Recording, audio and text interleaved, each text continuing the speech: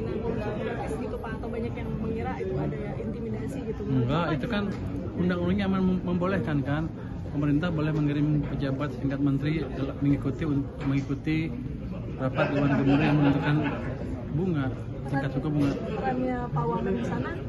Saya pikir untuk menjelaskan pandangan aja dan melihat gimana sih suasana di Bank Sentral. Jadi ke depan akan lebih sinkron antara pemerintah dengan Bank Sentral.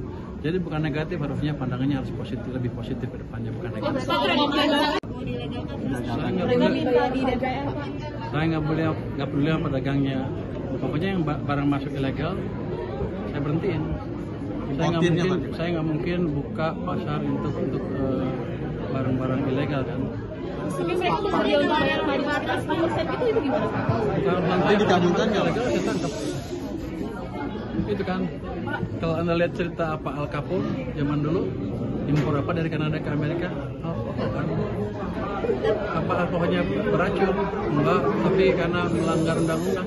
Itu sama saya kerja seperti itu. Tapi sebenarnya seberapa membahayakan sih Pak? Ini ada datanya nggak, berapa besar dampaknya ke ekonomi makro gitu Pak?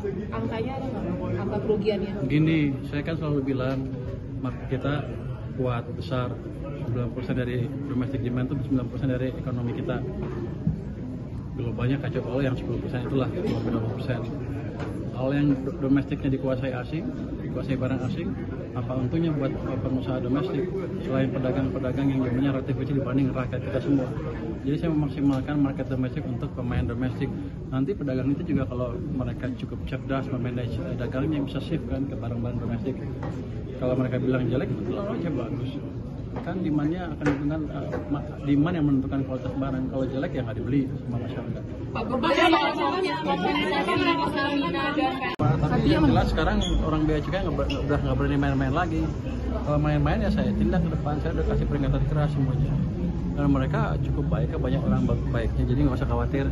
Itu kalau ada tuduhan coba rekornya mana, saya akan tindak langsung.